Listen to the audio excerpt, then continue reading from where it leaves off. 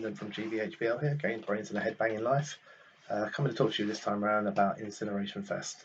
So I guess it goes without saying by now that everybody knows Incineration Fest 2020 is not able to go ahead due to the COVID-19 outbreak and the lockdown of clubs, venues, pubs, everything like that. So very, very sad news. We're big fans of the festival. It's a great festival. It really is. It's quite local for us. I went last year and had an absolutely banging time. We already had our tickets for this year very, very early on. It was not to be missed event, really. But it is what it is, and we have to keep people safe and move on. But what it has done is give us the opportunity, I guess, to do probably our earliest ever announcement. So this video is relating to 5 bands that have been announced for Incineration Fest 2021. And these are not 5 small bands, these are huge bands. So the festival is due to take place on the 8th of May, Saturday 2021. So a long way away just yet. I'm certain that tickets if you had tickets for the 2020 edition, they are still valid for 2021.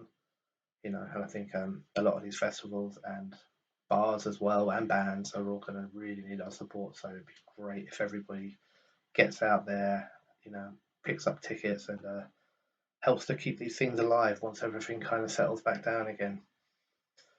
But we got 5 bands to take a look at, and they really didn't mess about.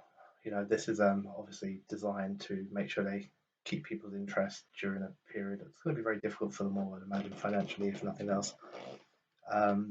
They also announced at the same time as that we'll be including the Roundhouse in Camden. It will be one of the venues for Incineration Fest next year, which is excellent. It really, really is a brilliant venue.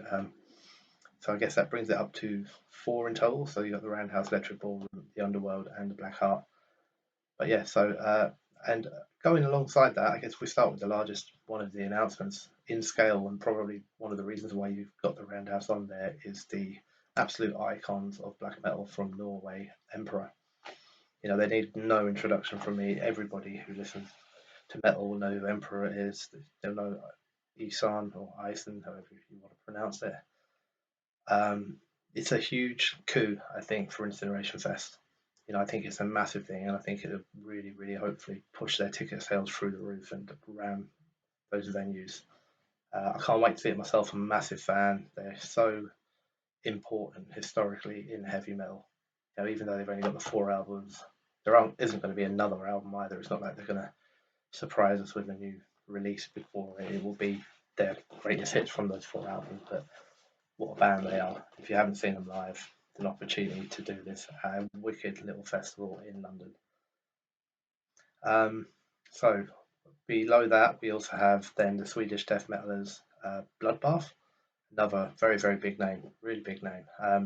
It's a bit of a super group. Well, it is a super group, I guess. Members from Opeth, Paradise Lost, and Catatonia make it up. But some seriously impressive death metal. There no real frills.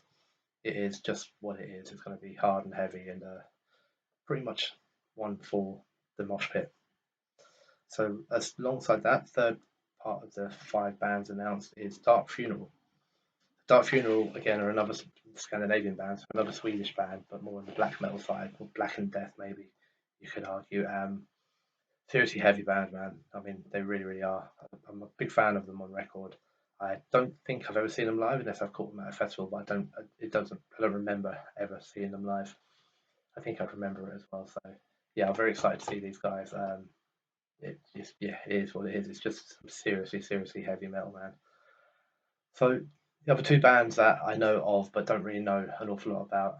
The first one is Norwegian black metal band Studa. Probably pronouncing that badly.